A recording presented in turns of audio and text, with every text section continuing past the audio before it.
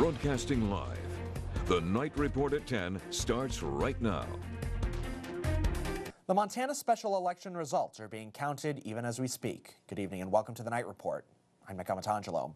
So far, it's a very, very close race. With about a quarter of precincts reporting, Democrat Rob Quist and Republican Greg Gianforte are in a virtual dead heat. Right now, both candidates have 47% of the vote. Gianforte has a 1,000 vote advantage over Quist. Libertarian Mark Wicks has 6%. The candidates are seeking to replace Ryan Zinke in the U.S. House. Zinke was confirmed as the new Secretary of the Interior a few months ago. The polls are now closed. And for Gianforte, these results come one night after an altercation with a newspaper reporter. Gianforte has been charged with misdemeanor assault after a reporter for The Guardian and other witnesses claimed Gianforte body slammed him. Based on the facts gathered during the investigation through interviews and collection of evidence, probable cause existed to issue a notice to appear to Greg Gianforte for the offense of misdemeanor assault, for which he is ordered to appear by June 7th in Gallatin County Justice Court.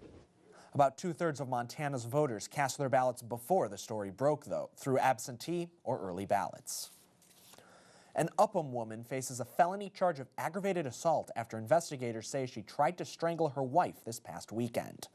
The victim told police investigators that her wife, 23-year-old Kelsey Johnson, attempted to strangle her Sunday after she tried to confront another person who was grieving. Court records say Johnson also threatened to kill another person who tried to call 911 during the incident. The other person also told investigators they later saw Johnson push and shove her wife while intoxicated. Johnson remains in custody and will be back in court June 30th. A Bismarck lawyer says the state tried to delete thousands of emails containing what could be valuable information for his clients, landowners here in the Bakken. Attorney Derek Broughton filed a Freedom of Information Act request with the North Dakota Oil and Gas Division to see how many emails they delete. In a two-week period in early May last year, nearly 39,000 emails were marked for deletion. About 7,000 of those were actually purged. Emails containing landowner complaints, pictures of illegal dump sites, and communications with industry leaders were among those marked for deletion. I think just having things publicly available and maybe being more open about how they're storing information, where information is stored, where you can go to get it. I think our agency does a really good job maintaining what we have, keeping what we need to keep, but also removing the unnecessary items. Ritter says emails are deleted to make room on the agency's servers. A Gladstone rancher has been charged with neglecting his horses and cattle, but he's fighting those allegations. Law enforcement was at the Twisted Wood Ranch earlier this morning, seizing about 100 animals. However, Andrew Horn tells us this case is far from over. The passenger faces 4 counts of animal cruelty and 6 counts of animal neglect. If you have a child aged 3 to 17 who's on the autism spectrum, you could be eligible for a voucher worth up to $12,500 to help pay for non-therapeutic services.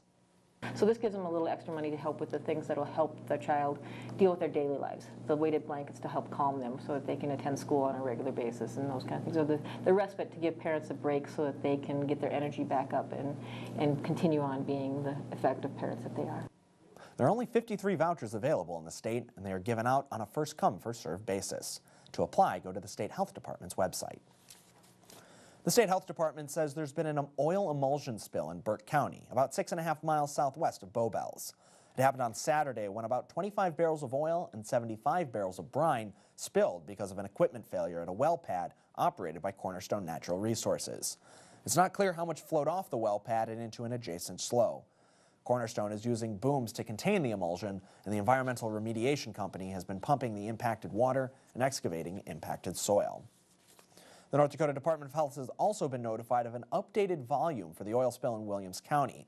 It resulted from a leak in a 4-inch diameter steel gathering line operated by Highland Crude. The spill happened on Friday, May 5th, about 11 miles northwest of Williston. Following a subsurface investigation, Highland has updated the volume to 400 barrels of crude oil. Response and cleanup has been ongoing since the leak was discovered. Department of Health personnel have been on the site and will continue to monitor the investigation and cleanup. Governor Doug Burgum met today with U.S. Customs and Border Protection to discuss border security and cross-border trade and travel, as well as the potential implications for border security if Canada legalizes recreational marijuana. And coming up, 125 years of service in law enforcement is retiring in a 6-month window. In a 6-month time frame, about 125 years of police service in Williston and Williams County is retiring. Today, in part 1 of our Changing of the Guard special, we look at these veteran officers and what their post-law enforcement plans entail. If you've stopped by Books on Broadway in Williston lately, you may have noticed a familiar face. Good morning, Books on Broadway. This is David. Can I help you? After 40 years in law enforcement, Captain David Belisle is working at the local bookshop. It's fun. I just enjoy it. I just work a few hours a week. Nothing extraordinary. I don't want to be tied down. Kids live in Minneapolis. We get back there occasionally. Like to play some golf. The adjustment from the rigorous law enforcement life to a more relaxed civilian life took some time. You wake up at 2, 3 o'clock in the morning thinking you got to do this, that, and the other thing, and I'm the way I am, always taking notes and going, okay, I got to do this, that, and then you appreciate the fact that you don't have to do those things anymore. And Belisle isn't the only one going through that adjustment.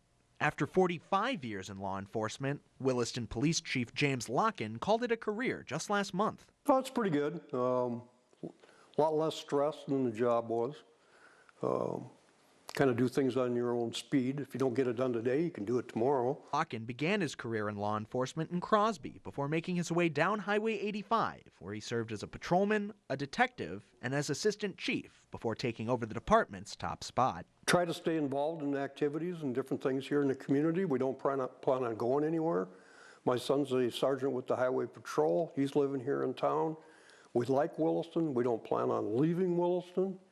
And in just a few weeks, Williams County Sheriff Scott Bushing will be hanging up his guns and joining Belisle and Locken as retirees. I win. Bushing started his career in law enforcement in 1977 as a game warden. He then worked in Grenora and Ray before coming down to Williston. He has served as sheriff since the late 90s.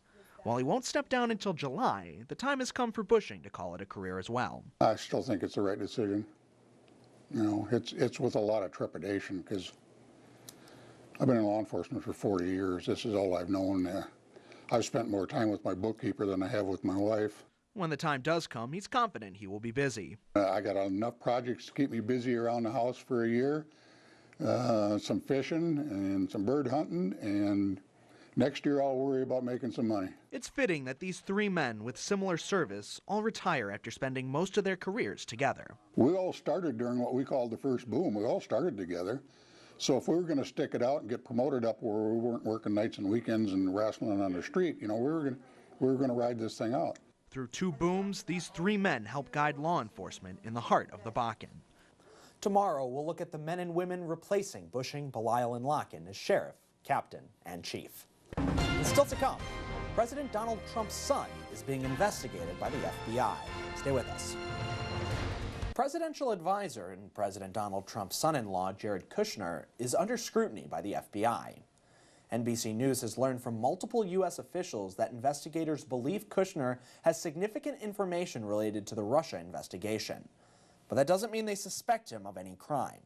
It's unclear what specific information Kushner may have, though he did meet last year with a Russian banker and in December with Russian Ambassador Sergei Kislyak. Kushner's lawyer told NBC News he has already volunteered to tell Congress about those meetings and will share the same information if there's any other inquiry. Jared Kushner has been married to President Trump's daughter Ivanka since 2009. President Donald Trump, meantime, arrived in Italy today ahead of the G7 summit of leaders from the world's major Western powers. The summit takes place tomorrow and Saturday in Taormina on the island of Sicily. Trump joins the leaders of Britain, France, and Italy in making their G7 debuts this year, although he met some of them already earlier today at the NATO summit in Brussels. The G7 is comprised of the U.S., France, Japan, Italy, Germany, Canada, and Britain.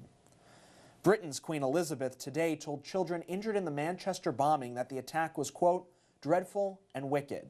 She visited a children's hospital to meet victims, families, and medical staff.